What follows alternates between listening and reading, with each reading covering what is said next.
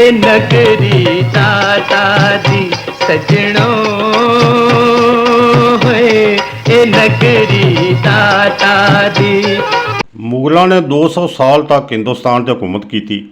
ਉਹਨਾਂ ਆਪਣੇ ਦੌਰ ਵਿੱਚ ਦਿੱਲੀ, ਆਗਰਾ, ਲਾਹੌਰ ਸਮੇਤ ਕਈ ਸ਼ਹਿਰਾਂ ਵਿੱਚ ਸ਼ਾਨਦਾਰ ਇਮਾਰਤਾਂ ਤਾਮੀਰ ਕਰਾਈਆਂ, ਪਰ ਲਾਹੌਰ ਦੀਆਂ ਕਈ ਤਾਰੀਖੀ ਇਮਾਰਤਾਂ ਨੂੰ ਬੈਰੂਨੀ ਹਮਲਾਵਰਾਂ ਨੇ ਬੜਾ ਨੁਕਸਾਨ ਪਹੁੰਚਾਇਆ।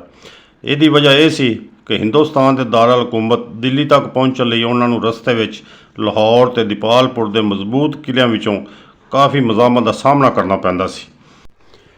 ਇਹਨਾਂ ਲੜਾਈਆਂ ਦੌਰਾਨ ਲਾਹੌਰ ਦੀਆਂ ਕਈ ਤਾਰੀਖੀ ਇਮਾਰਤਾਂ ਤਬਾਹ ਹੋ ਗਈਆਂ।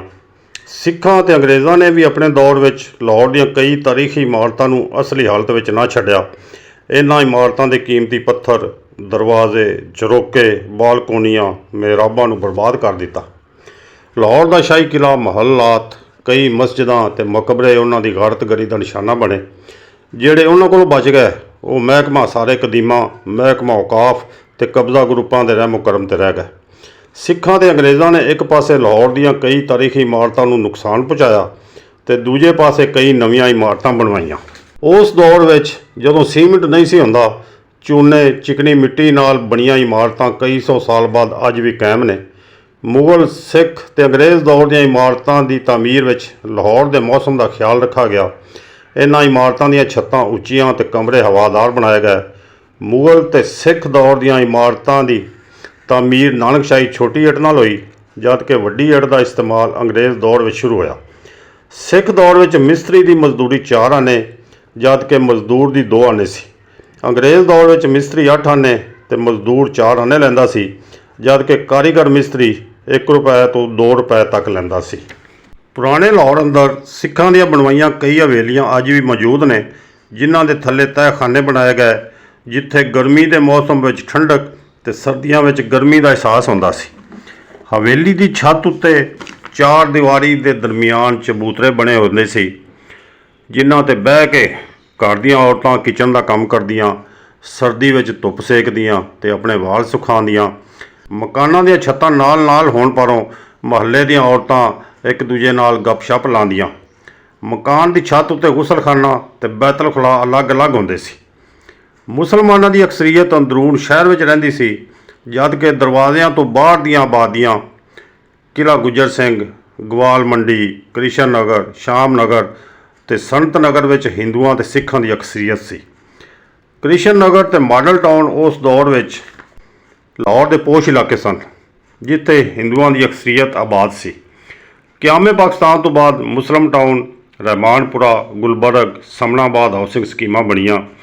ਦਰਿਆਏ ਰਾਵੀ ਤੋਂ ਨਜ਼ਦੀਕ ਹੋਣ ਪਾਰੋਂ ਸਮਨਾਬਾਦ ਅੰਦਰ ਕਈ ਡੂੰਘੀ ਗਰਾਊਂਡ ਬਣਾਈਆਂ ਗਈਆਂ ਤਾਂ ਕਿ ਲਾਹੌਰ ਦੇ ਜ਼ੇਰੇ ਜ਼ਮੀਨ ਪਾਣੀ ਦਾ ਲੈਵਲ ਕਾਇਮ ਰਹੇ।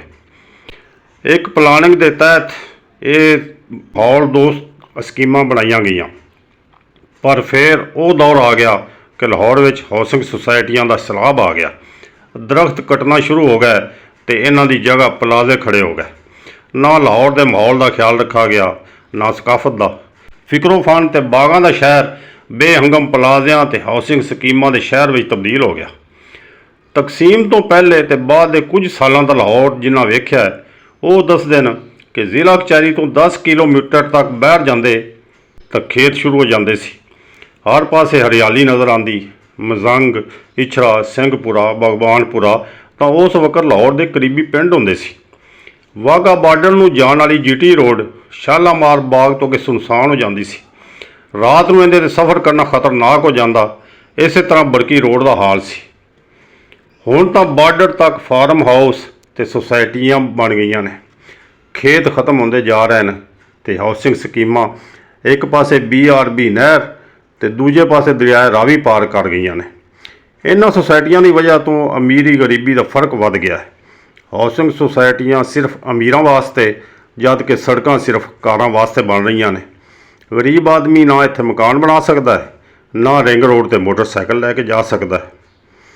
ਸ਼ੀਸ਼ੇ ਅਤੇ ਸਰੀਏ ਦੇ ਬਣੇ ਇਹਨਾਂ ਘਰਾਂ ਅਤੇ ਪਲਾਜ਼ਿਆਂ ਅੰਦਰ AC ਤੋਂ ਬਗੈਰ ਰਹਿ ਨਹੀਂ ਜਾ ਸਕਦਾ।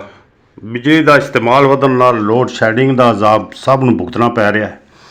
ਟ੍ਰੈਫਿਕ ਦੀ ਭਰਮਾਰ ਅਤੇ ਫਜ਼ਾਈ ਆਲੂਦਗੀ ਨੇ ਲਾਹੌਰ ਅੰਦਰ ਸਾਹ ਲੈਣਾ ਮੁਹਾਲ ਕਰ ਦਿੱਤਾ ਹੈ। ਲਾਹੌਰ ਨੂੰ ਦਿਲਬਰਾਂ ਨੇ ਵਸਾਇਆ ਅਤੇ ਬਾਗਾਂ ਦਾ ਸ਼ਹਿਰ ਬਣਾਇਆ ਸੀ, ਪਰ ਬੇਮੁਰਵਤ ਲੋਕਾਂ, ਸਰਮਾਇਆਦਾਰਾਂ ਤੇ ਡੀਲਰਾਂ ਨੇ ਲਾਹੌਰ ਨੂੰ ਦੁਨੀਆ ਦਾ ਲੁੱਦਾ ਤਰੀਨ ਸ਼ਹਿਰ ਬਣਾ ਦਿੱਤਾ ਹੈ। ਉਤੋਂ ਮਹਿੰਗਾਈ ਦੇ ਅਜ਼ਾਬ ਨੇ ਲਾਹੌਰੀਆਂ ਦੀ ਜ਼ਿੰਦਾ ਦਿਲੀ ਵੀ ਖਤਮ ਕਰਕੇ ਰੱਖ ਦਿੱਤੀ ਹੈ।